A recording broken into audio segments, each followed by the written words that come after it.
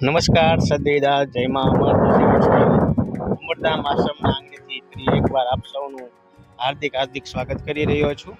તો અત્યારે પાછળ તમે જોઈ શકો છો પ્રભુજીઓ બધા શાંતિથી બેઠા છે. સરસ મજાનું વાતાવરણ છે, વરસાદી વાતાવરણ છે અને ખૂબ મોટી સંખ્યામાં મહેમાનો અમરધામ આશ્રમને આજે આવ્યા છે.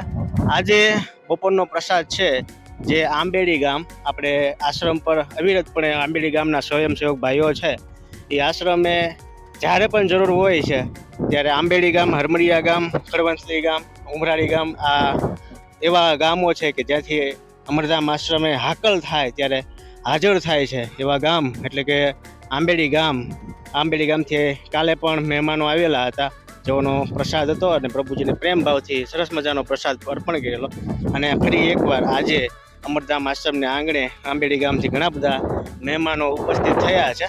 આપણે મહેમાનો પાસેથી જ જાણીશું કે શેના નિમિત્તે આજનો પ્રસાદ છે, આજના પ્રસાદના મેનુમાં શું છે, એ બધી વસ્તુ આપણે જોઈશું. તો કન્ટિન્યુ રહેજો આ વિડીયોની અંદર.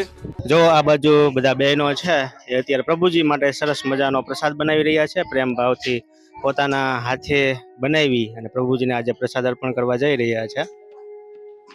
આંબેડી ગામ ને દક્ષાબેન દિનેશભાઈ કતબાની આજે પ્રથમ પુણ્યતિથિ છે, જે નિમિત્તે અમરધામ આશ્રમ પર મહેમાનો આંબેડી ગામથી ઉપસ્થિત થયા છે. તો સૌથી પહેલાં તો દક્ષાબેન દિનેશભાઈ કતબાના જે દિવ્ય આત્મા છે એને માં અમર તેના ચરણોમાં વાસ આપે અને જે આના પરિવારજનો છે એ અમરધામ આશ્રમ પર જે પ્રભુજી છે જેને જગતે તરછોડેલા છે, જેનું કોઈ આ દુનિયામાં નથી, તો એવા માટે આ પરિવાર વિચારી અને અત્યારે અમરધામ આશ્રમ પર પ્રભુજીને પ્રસાદ અર્પણ કરવા માટે આવ્યો છે. તો અત્યારે દક્ષાબેનનો જે આત્મા છે જ્યાં પણ હશે તે ખુશ છે કે એના આ પાછળ એની પ્રથમ પુણ્યતિથિ નિમિત્તે એનો જે પરિવાર છે, એના જે મહેમાનો છે, સગા સંબંધીઓ છે, એ આજે અમરધામ આશ્રમ પર પ્રભુજીને પ્રેમ ભાવથી પ્રસાદ અર્પણ કરવા માટે જઈ રહ્યા છે. શું છે આજના પ્રસાદમાં? શ્રીમાન લાડવા, ખમણ, રોટલી, શાક, દાળ ભાત. જો સૌથી પહેલા તો આપણને બધું મળેલું છે, આપણી પાસે રહેવા માટે ઘર છે, બધી વસ્તુ છે જ ને. 2 ટાઈમ જમવાનું સરસ મજા, 2 નહીં, આપણે તો જ્યારે જરૂર પડે ત્યારે મળી જાય છે એમ. આ લોકોને આ દુનિયામાં કોઈ નથી જેનું એને તો કોઈ આપવા વાળું પડ્યું નથી, એટલે આપણેથી જે સેવા થતી હોય આવા આશ્રમો, એવું નથી કે આ આશ્રમે જ આવું, ગમે ત્યાં તમે સેવા કરી શકો ને. કેમ કે અહીંયા જે લોકો આશ્રમ પર આવેલા છે એમાં ઘણા બધા એવા લોકો જ છે કે જેને પરિવાર છે અને સુખી સંપન્ન. તો આપણે એવું વિચારતા હોય કે આપણી પાસે પૈસા હોય બધું થઈ જાય, કાંઈ ન થાય. પૈસાથી કાંઈ વસ્તુ થતી નથી. આ બધા રહ્યા એ બધા પાસે પૈસા છે જ, બરોબર. એટલે આપણે બધા નાની નાની વાતમાં છે ને ખાલી ખોટી કઈ મેટર ઊભી ના કરવી, કારણ કે આપણને જે મળ્યું છે એ બહુ અમૂલ્ય વસ્તુ છે એમ. રહેવા માટે ઘર ને જમવાનો સરસ મજાનો રોટલો મળી જાય ને એટલે આપણે સુખી જ છીએ. ખૂબ સરસ. જો આ બધા બહેનો છે અત્યારે પ્રભુજી માટે પ્રસાદ બનાવી રહ્યા છે. જે આત્માની પાછળ અમરધામ આશ્રમ પર જે પ્રભુજી રહી રહ્યા છે અને પ્રસાદ અર્પણ કરવા માટે આવેલા છે. વિડીયોની જે સ્ક્રીનમાં તમને દેખાય છે એ દક્ષાબેનના ઘરવાળા છે, જેઓ આજે એમના પત્નીની પ્રથમ પુણ્યતિથિ છે, જે નિમિત્તે આજે પ્રભુજીને પ્રસાદ અર્પણ કરવા માટે આવેલા છે. ખાસ તો કે આજે એ આત્મા પણ ખુશ થતો હશે કે એમના પતિએ એમની પાછળ જે નિરાધાર લોકો છે એને માટે આ સરસ મજાનું કાર્ય કર્યું છે.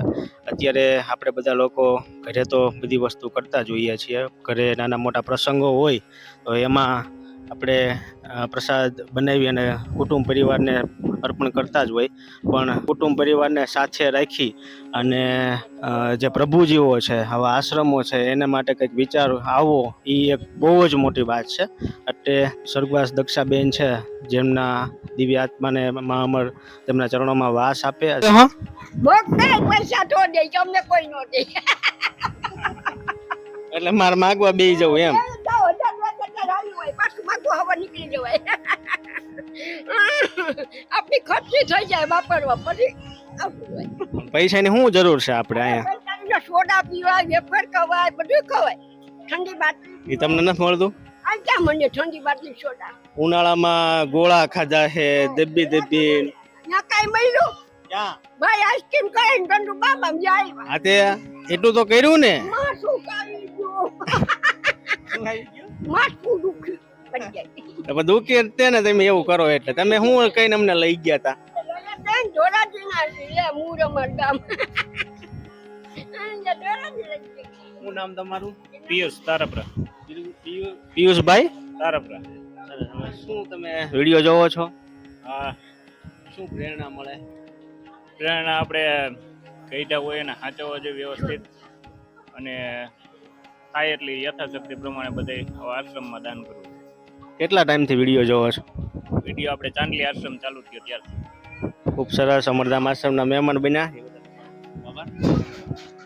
શું છે શું બોલો ઈ કે તમારી ઘરવાળી કેદી આવશે?